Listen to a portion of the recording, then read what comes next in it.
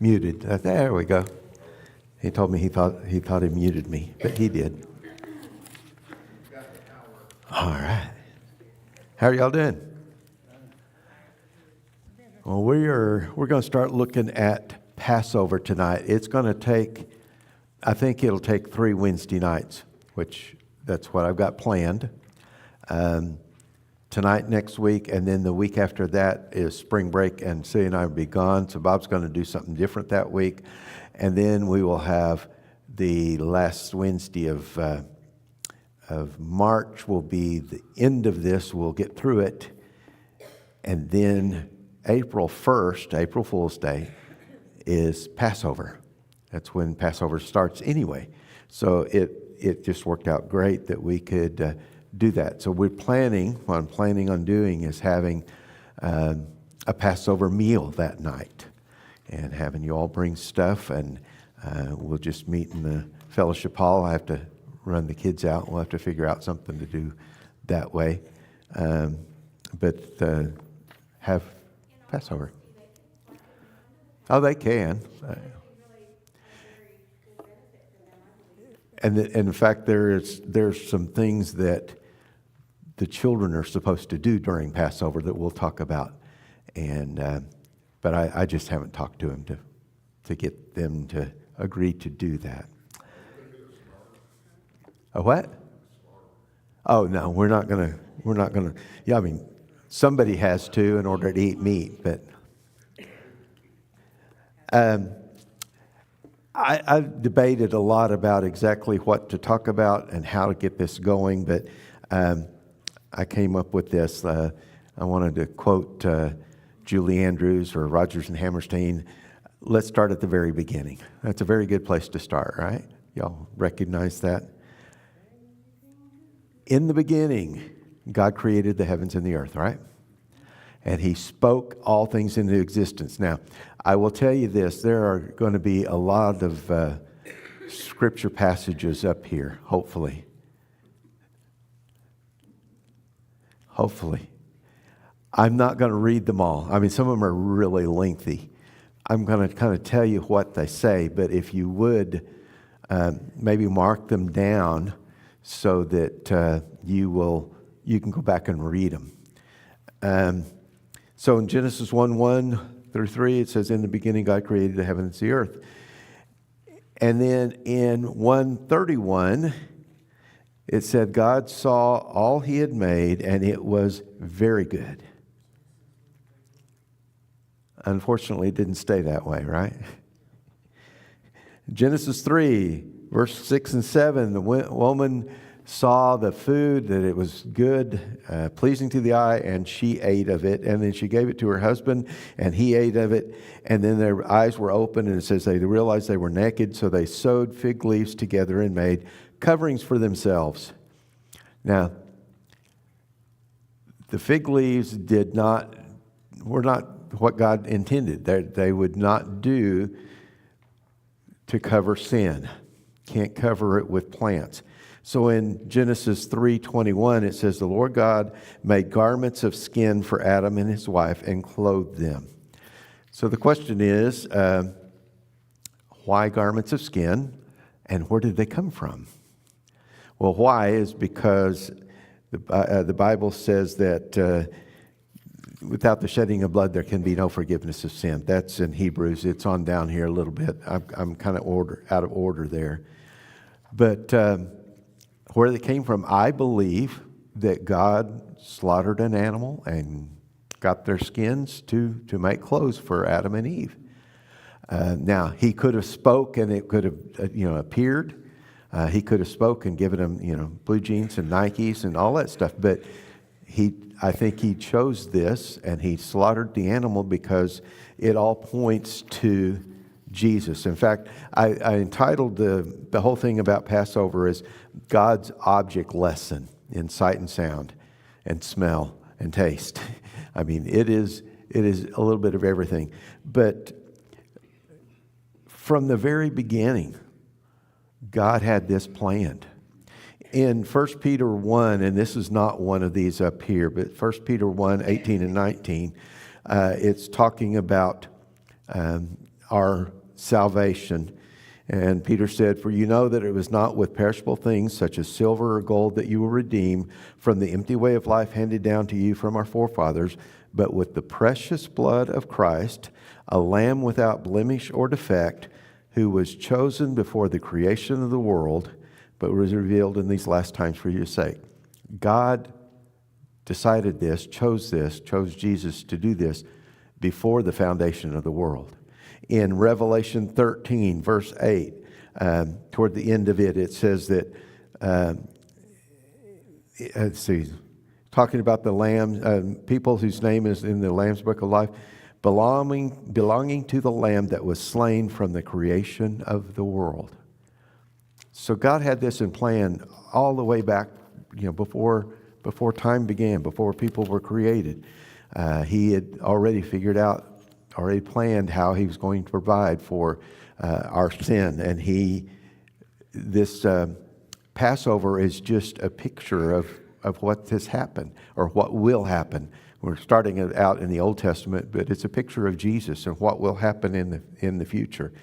Remember, Romans 6:23 says the wages of sin is death. The New Century Version, I kind of like it. It's more of a paraphrase, but it says the payment for sin is death. And I like that, the payment for sin. Because man sinned, the payment for that was death, and Jesus paid that for us. And then in Hebrews, a little bit later, you had Abraham. What did God ask Abraham to do? Tested him and asked him to do what? Yeah, offer his son as a sacrifice. This is in Genesis 22. And on their way, I love this, on their way in verses 7 and 8, Isaac said, "Father," "Yes, my son," Abraham replied, "the fire and the wood are here, but where's the lamb for the burnt offering?" And Abraham answered, "God himself will provide the lamb for the burnt offering, my son." God's going to provide it. Again, a picture of what's going to happen through Jesus. God himself will provide the lamb. And remember again that without the shedding of blood, there is no forgiveness of sin. In Leviticus 17, it says, "For the life of the creature is in the blood, and I have given it to you to make atonement for yourselves on the altar. It is the blood that makes the atonement for one's life." And the blood of bulls and goats, it talks about that couldn't make a permanent thing, but Jesus did. Jesus sacrificed himself once for all time, for all people. Not everybody accepts that, but it was done for each and every one of us. So that's kind of the beginning part. Did I call it the beginning or? Yeah, the beginning. This is everything leading up to the celebration of Passover. Any questions about any of that? All right, so Roman number 2 is the Passover in the Exodus. And a lot of things happen, and I'm not going to read all of these things, but if you'll remember, Joseph was sold into slavery by his brothers. He went down, he was thrown in prison, all of these different things happened. He became ruler in Egypt, just right under Pharaoh. And when there was a famine, Jacob and all of the family went down there, and they were given the land of Goshen, which is a very fertile land.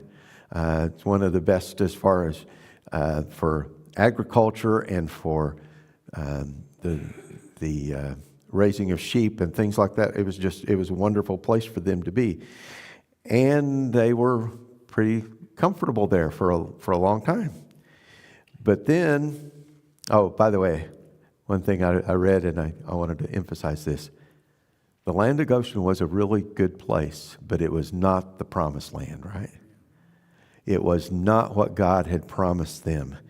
And then a Pharaoh arose that didn't know Joseph, and he got to worried about them, and so he put them into bondage. And this is found in Exodus 1, verses 6 through 10. Right in the middle it says, a new king who did not know about Joseph came to power. And he said, look, the Israelites have become too numerous for us. Come, let us deal shrewdly with them, and they'll become even more numerous. And if war breaks out, they will join our enemies and fight against us. And then God had Moses born. And they drew him out of the water. That's what Moses, the name, means. And God called him. And you know all about all of the different things that happened in his life. But in Exodus 11, this is where we get to the Passover. He said to Moses, this is what the Lord says, about midnight I will go throughout Egypt. Every firstborn son in Egypt will die, from the firstborn of Pharaoh who sits on the throne to the firstborn of the slave girl who is at her handmill, and all the firstborn of cattle as well. Everybody was pretty much under the death sentence right there.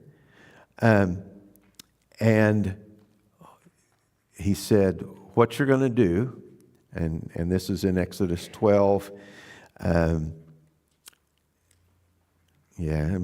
almost all of chapter 12.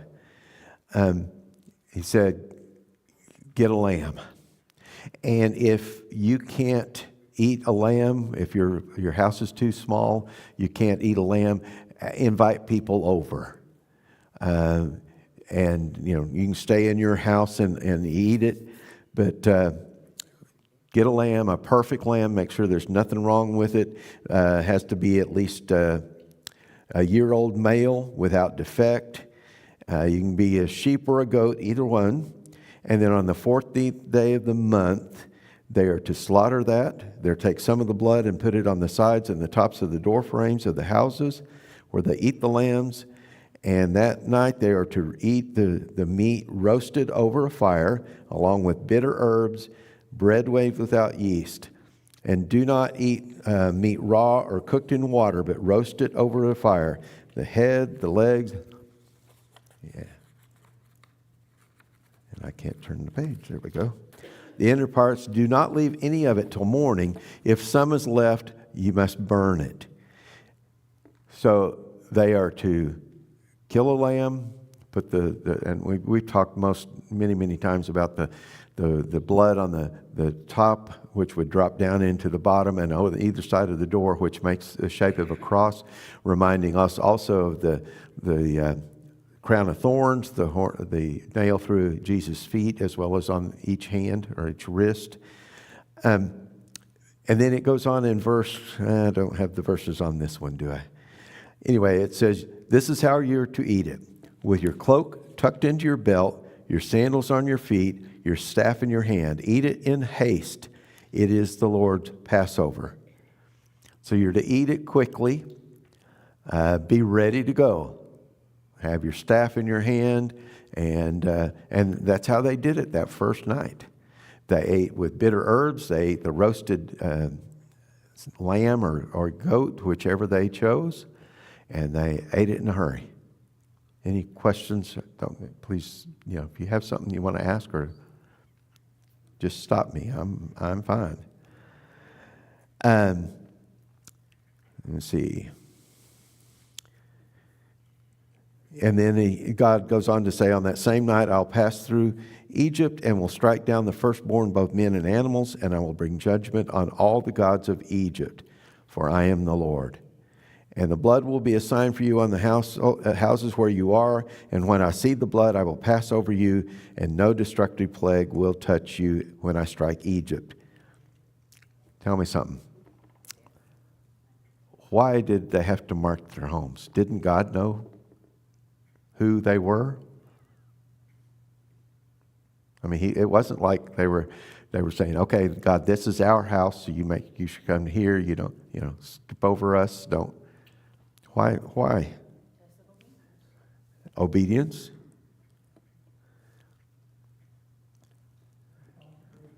Yeah, responsibility.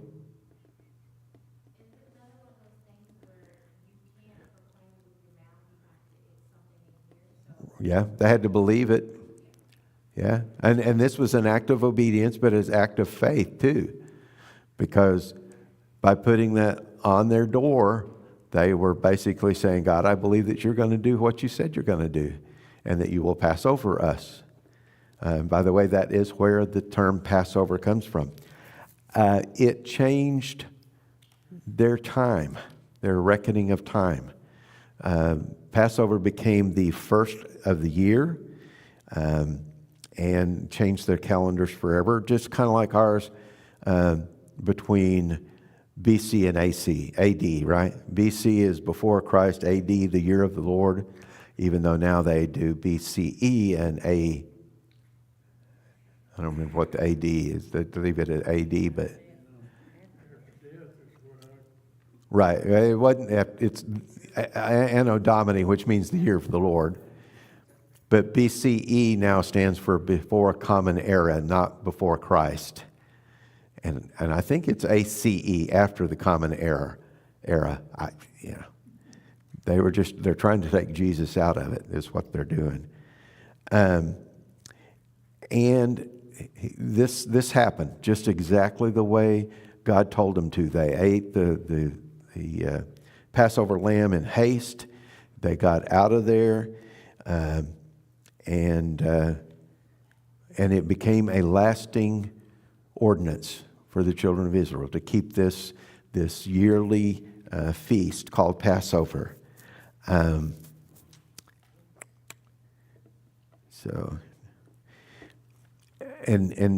even now, and a lot of this you're going to have to. Hopefully, you'll remember. I can remind you of this when we get to talking about Jesus. But even now they would take a lamb, a year old. They would bring it into their house, and they would watch it very carefully for 4 days, and they would make sure there was nothing at all wrong with it, no blemish, no stain. In fact, in Deuteronomy it says, if any animal has a defect, is lame or blind, or any serious flaw, you must not sacrifice it to the Lord your God. In fact, in 1 Peter, we read this a little earlier, but Jesus was tested, and he was found to be a lamb without spot or stain. It would become kind of like a pet, especially to the kids. Yeah, they have their little lamb running around in their house for 4 days. Kids get attached very, very quickly. And that was probably very, very difficult for them to do. And it was always called a lamb, and then after this, it was the lamb. There was a big difference there. And then in Exodus 12, it says, your lamb. Difference in because they want them to make sure that they associate themselves with that. And then the 14th day of the month, the lamb was killed, reminding that God's holiness demands judgment, and the price is costly. I mean, this is that's it. They attached themselves to the lambs. I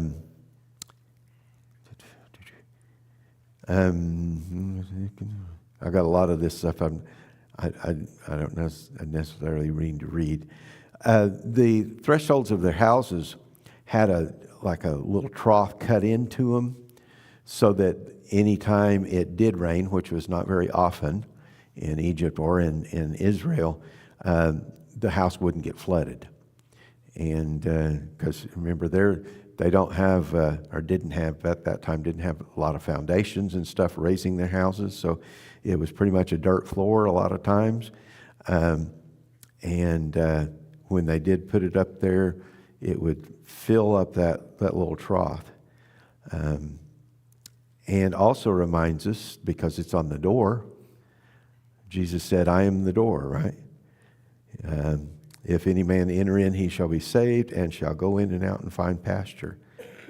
The death angel would pass over that home. I knew I got it here someplace. The word here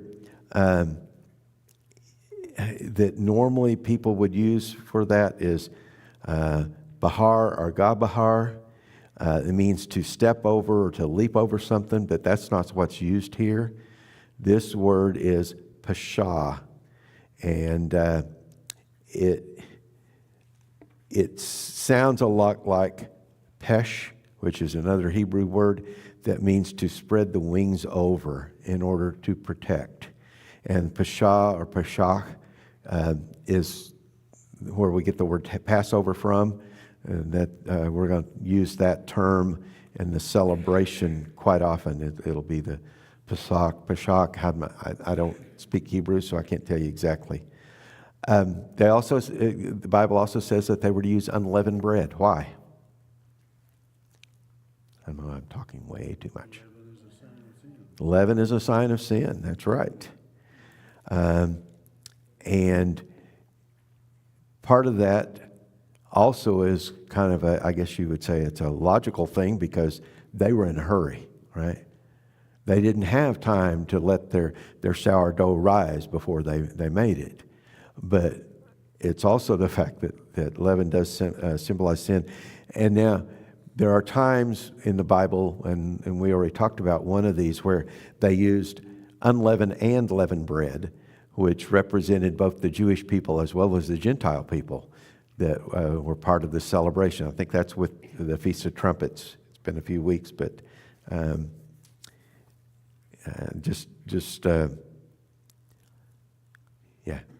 I'm not positive. I think that's right.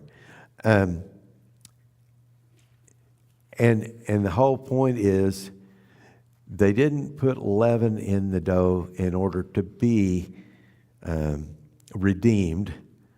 They didn't put it in because they were redeemed, and they were showing that that they were supposed to, they were following God, and they were supposed to be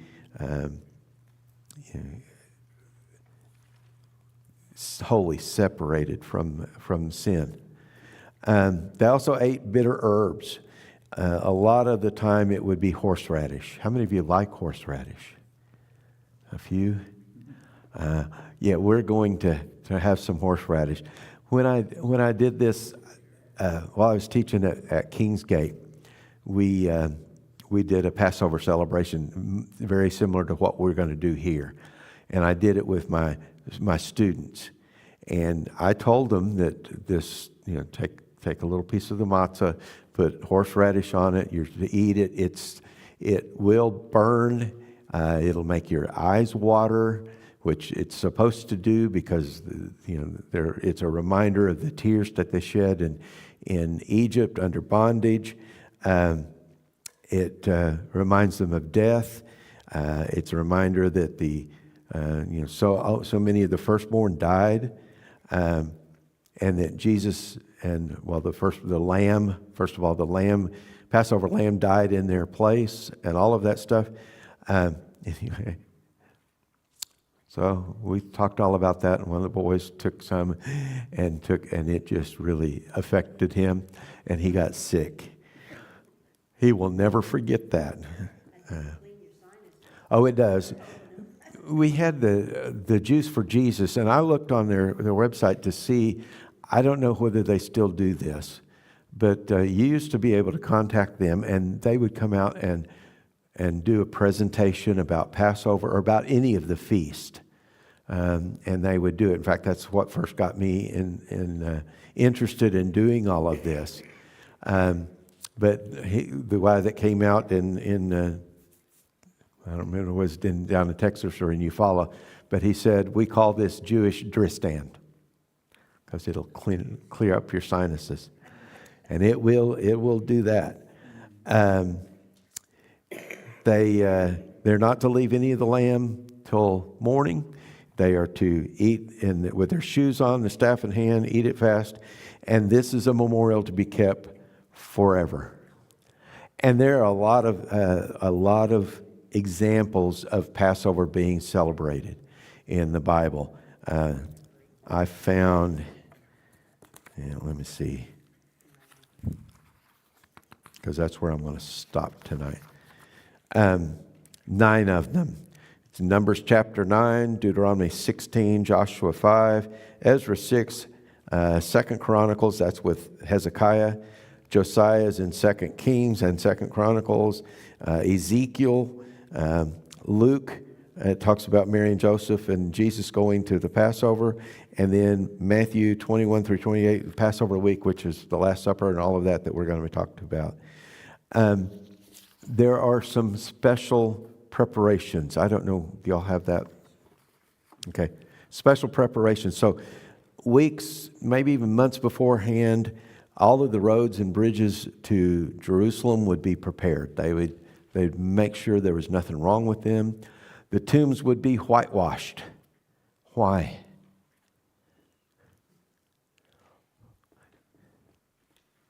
Anyone know? Yeah. Well, they want them to stand out because you cannot, if you touch something that's dead, you're unclean and you cannot participate in Passover. So they whitewash all the tombs. And remember, a lot of them were caves, but caves were also used for animals to stay in. That's why Jesus was probably born in a cave and put in a manger.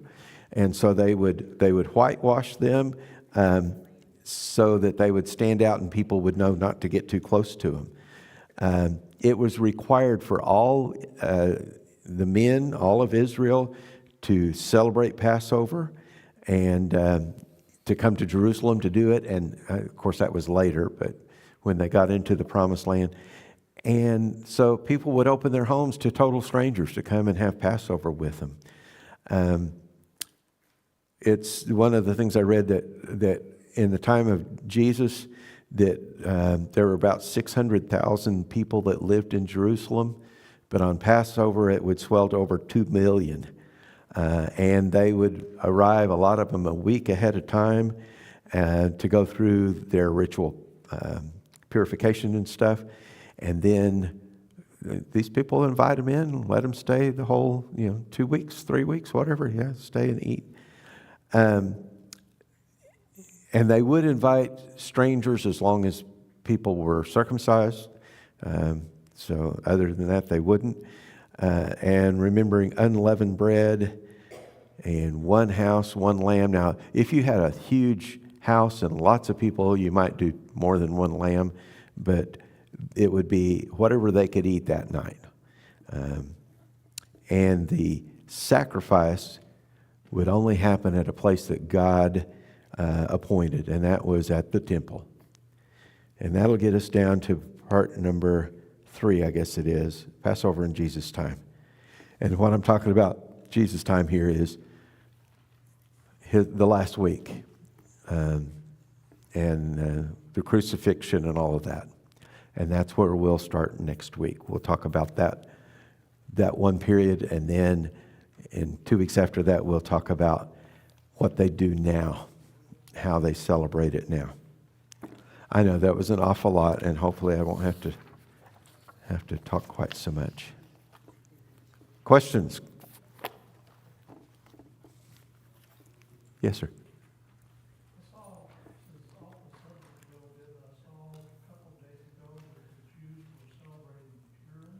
Purim. Yeah, it's a celebration of Esther.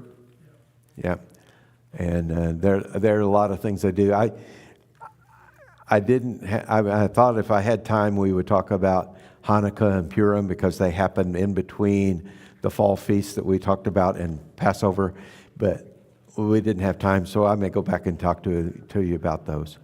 Yes, it is a big holiday, very joyous time. So the size of the lamb would be huge? Probably about like this, about that tall for a year-old. Everything would make the legs. Yes, pretty much.